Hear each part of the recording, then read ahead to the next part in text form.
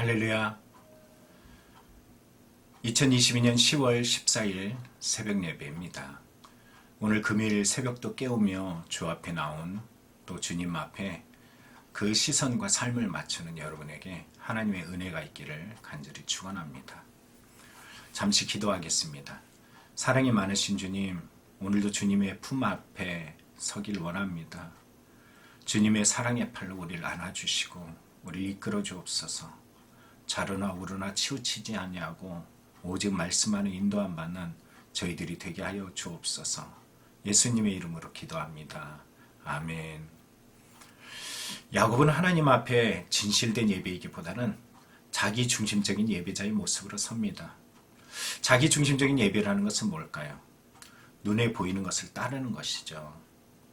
하나님의 약속보다는 당장 눈에 보이는 것을 따라 행동하는 것을 우리는 하나님 앞에 진실이기보다는 자기 중심적인 예배자라고 표현할 수 있습니다. 눈에 보이는 것을 쫓아서 세겜에 머물고, 그리고 눈에 보이는 것을 쫓는 그 아버지의 모습을 따라 딸 디나도 세겜으로 나아갑니다.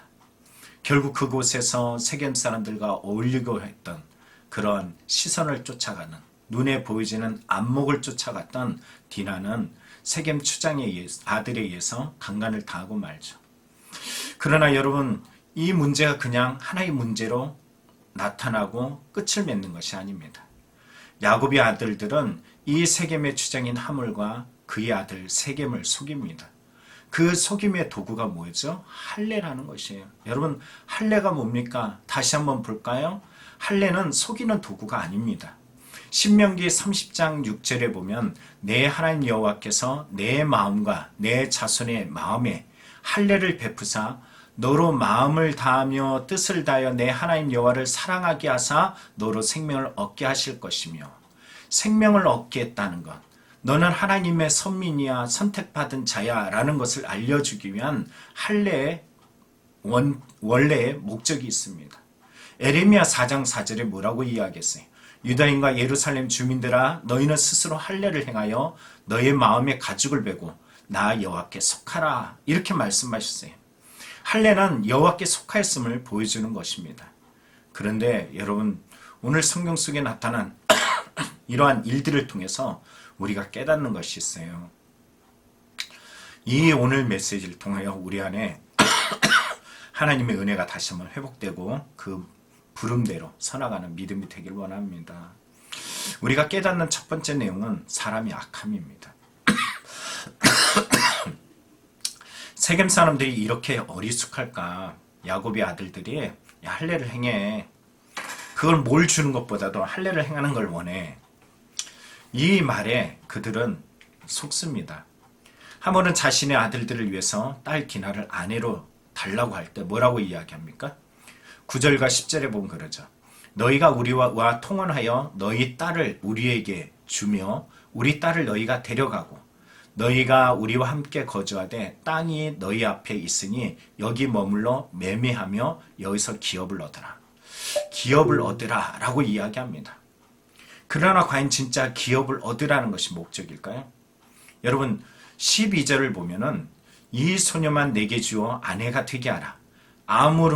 아무리 큰 혼수와 예물을 청할지라도 너희가 내게 말한 대로 주리라. 이 하물과 세겜은 이 소녀만 아내만 되게 해라. 다 줄게 라고 얘기했어요. 그리고 내 이 땅의 것들을 너희들이 가지게 될 거고 기업을 얻게 될 것이다 라고 이야기합니다. 그런데 이 야곱의 아들들은 다 필요 없어, 할례만 행해, 이렇게 얘기했죠. 그런데 오늘 본문에 보세요. 18절을 보면은 이렇게 이 계약을 하는 과정에서 세겜 사람들이 좋게 여겼다라고 이야기합니다. 그들의 말을 허물과 그의 아들 세겜이 좋게 여김으로.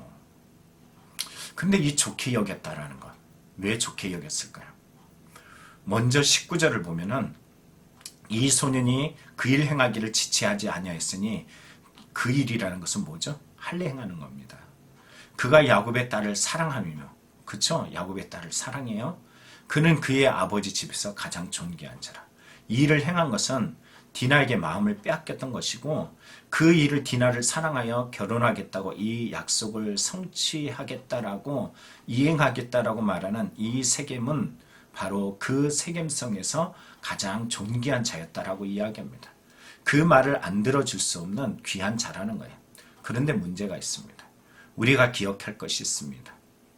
여러분 여기 성경 속에 디나가 강간당한 사실에 대해서 사과를 하거나 이 문제에 대해서 어떠한 죄성에 대해 회개한다거나 이런 것은 없습니다. 단지 책임져 줄게. 그럼 됐지 이거예요. 그리고 서로 합의하는데 무슨 물건을 합의하듯이 이 디나를 그렇게 합의해 나갑니다. 그런데 여기 합의해 나감에 있어서 이 야곱의 아들들이 왜 할례를 행하라 그랬을 때 그들이 쉽게 이것을 청했느냐? 겉으로 보일 때는 사랑하기 때문에 세겜의 말을 세겜이 정말로 그 세겜 성 안에서 가장 존귀하기 때문에 이렇게 이해할 수 있는데 그것이 아닙니다. 실제적 모습은 이면은 그 실제적 내면의 모습 안에 감춰져 있습니다. 이면은 거짓일 수 있어요. 내면은 안에 있어요. 사람이 진짜 마음은 항상 안에 있습니다. 겉과 속이 다릅니다. 그 속을 밝혀내는 일이 누구냐면 하나님이 하시는 일이죠. 이들의 속에 있는 진짜 소리가 나옵니다. 23절이죠. 그러면 그들의 가축과 재산과 그들의 모든 짐승이 우리의 소유가 되지 않겠느냐?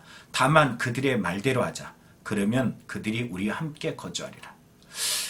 결국은 야곱이 가지고 있는 모든 재산을 빼앗고자 원했던 그들의 욕망이 있습니다. 탐욕이라고 그러죠. 사람은 탐심을 가지게 되어 있어요. 이 탐심은 철저하게 이기적입니다.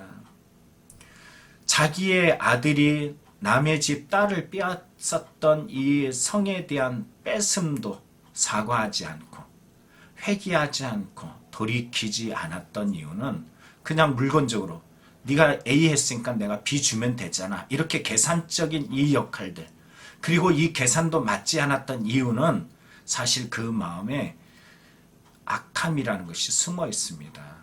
그것은 뭘까요? 내가 너 거를 다 빼앗겠어. 이 말은 내 것도 네 것이다라고 말하지만 실상은 네 거는 내 거야. 이런 욕망과 욕심, 탐욕에 숨어져 있습니다. 오늘 우리는 손해보려고 하지 않습니다. 남의 것마저도 내 것이 되지 않으면 쓰다고 뱉어버리는 우리의 죄성이 숨어 있습니다. 오늘 왜 그가 이 유혹에 할례라는 유혹에 빠졌느냐 하면은 다시 한번 얘기해요. 욕심이에요. 욕망이에요. 숨어 있습니다.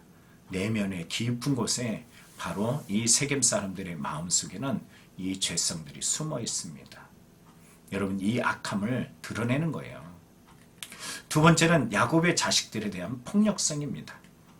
알고 보니 세겜과 그 세겜의 그 추장인 하몰 그리고 그 아들 세겜은 아주 계산적인 사람이다라는 것을 우리는 알게 됩니다.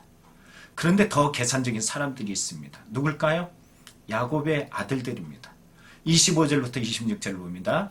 제3일에 아직 그들이 아파할 때 야곱의 두 아들 디나의 오라버니 시몬과 레위가 각기 칼을 가지고 가서 몰래 그 성읍을 기습하며 그 모든 남자를 죽이고 칼로 하몰과 그의 아들 세겜을 죽이고 디나를 세겜의 집에서 데려오니. 자, 오늘 성경을 보다 보면은 이 야곱의 두 아들 시몬과 레위가 이 할례를 행하였던 세겜 사람들이 아파서 힘들어할 때 몰래 들어가서 성읍을 기습하여 남자들을 모조리 죽였다라고 이야기합니다. 근데 이게 끝이 아니에요. 그래, 야곱의 아들들 중에 시몬과 레위만이 그랬을 거야 하면 착각입니다. 이 죄성들은 야곱의 자식들의 죄성 가운데는 이것으로 멈추지 않습니다. 27절을 보면 야곱의 여러 아들이 다시 그 시체가 있는 성읍에 가서 노략질을 합니다. 그리고서는 그들은 양과 소와 나귀와 성읍에 있는 것들을 다 가져오는데 모든 재물도 빼앗고 자녀들과 죽은 사람들의 아내들을 사로잡고 그리고 집 속에 있는 물건을 다 노략합니다. 아니 누가 더 악한 자입니까? 디나를 폭행했던 자가 악한 자입니까? 아니면은 지금 행동하는 이들의 모습에는 더 악함이 숨어 있다는 것을 우리는 발견하게 됩니다. 왜 이렇게 폭력적일까요? 여러분, 창세기 37장에 나타난 자신을 미워하는 요셉에 대해서조차도 동일한 폭력성을 드러내는 에서의 모습? 여러분 다시 한번 돌아보십시오. 오늘 성경에 보면 이 형들이 가지고 있었던 이 죄성들은 다른 것이 아니에요. 잘 보면요, 이 형들의 이 폭력성은 요셉이 마음에 안 들었을 때 그 동생을 죽이려고 하는 그 폭력성에도 그대로 나타나고 있습니다. 왜 그럴까요? 여러분 창세기 37장을 1절부터 쭉 읽다 보면은 나보다 누굴 더 사랑해? 나보다 누굴 더 좋게 여겨? 아니 네가 뭔데 하면서 요셉에 대한 시기 질투의 모습을 보죠. 다시 말하면 야곱이 에서와의 관계 속에 자라나면서 나타났던 그 마음, 그 마음들은 자녀인 야곱의 자식들에게 그대로 투영됩니다. 그것으로 멈추지 않죠. 우리는 또 하나 보는 것이 있죠. 그것은 뭘까요? 야곱이 라반에 대한 분노, 또 야곱이 레와 라헬과 그의 여종들의 자식들을 한때 두때 셋때 이렇게 나눠갈 때, 야 여종들은 맨 앞에, 저 에서의 칼을 피하기 위해서 맨 앞에, 그 다음은 레와 그 자식들, 그 다음은 라헬, 이런 순서들로 늘 나타났던 이러한 모습들은 바로 죄성들로 그대로 나타납니다. 여러분 분위기 속에 나타났던 이 죄성들이, 이 미움들을 고스란히 마음에 담아놨던 이 자식들은 마음의 문제들을 하나님 앞에 해결하지 않고 이 마음의 문제들이 어느 날 어느 순간에 나와 내 자식과 내 형제와 내 사랑하는 이들도 도리어 공격하는 도구로 삼습니다. 이거는 세겜과 하몰과 그 아들 세겜에게만 공격의 대상으로 삼지 않고 나중에 훗날에 요셉에게로, 훗날에 바로 자기 아버지를 속이는 일들로 나타나고 있습니다. 바로 인간이 가지고 있는 죄성입니다. 여러분 로마서 3장에 뭐라 그럽니까? 의인은 없나니 하나도 없다 그럽니다. 마지막 세 번째는 야곱의 불안입니다. 이 일들로 야곱은 무척 힘들어합니다. 그러면서 시몬과 레위에게 말해요. 30절입니다. 너희가 내게 화를 끼쳐 나로 하여금 이 땅의 주민 곧 가나안 족속과 브리스 족속과 족속에게 악취를 내게 하였도다. 나는 수가 적은즉 그들이 모여 나를 치고 나를 죽이니 그러면 나와 내 집이 멸망하리라. 여러분 이만큼 아버지의 힘겨움과 속상함과 지침을 말하면은 자식들은 어떻게 표현해야 되겠어요? 아버지 죄송합니다. 이러이런 문제들 때문에 우리가 그렇습니다. 라고 숙이는 것이 마땅하지 않겠습니까? 이 아버지의 불안감에 대해서 이 자식들이 어떻게 행동하느냐? 31절이죠. 그가 우리 누이를 창녀같이 대우함이 옳으니까. 맞아요? 창녀같이 대했습니까? 여러분 그렇지 않습니다. 34장에 보면은 3절에 보세요. 34장 3절에 보면은 그의 마음이 깊이 야곱의 딸 디나를 연연하며 그 소녀를 사랑하여 그의 마음을 말로 위로했다라고 이야기합니다. 그뿐만이 아니죠. 여러분 이 소년의 모습들에 대해서 이야기할 때 뭐라고 이야기합니까? 성경에 보면은 19절을 보면 말해요. 이 소년이 그 일 행하기를 지체하지 아니했으니 그가 야곱의 딸을 사랑함으로 라고 이야기해요. 그런데 창녀로 여겼다라고 생각을 해요. 이런 일이 있었으니까는 이럴 거야 라고 결론적으로 이들은 말하고 있습니다. 그리고선 자신들은 더 악함을 드러내고 있어요. 이미 이 사건은 엎질러진 물이 됩니다. 그럼 야곱은 감당할 수 없는 상황이 되었어요. 이 자식들하고 말도 통하지 않습니다. 여러분 그럴 때 우리가 해야 될 건 뭘까요?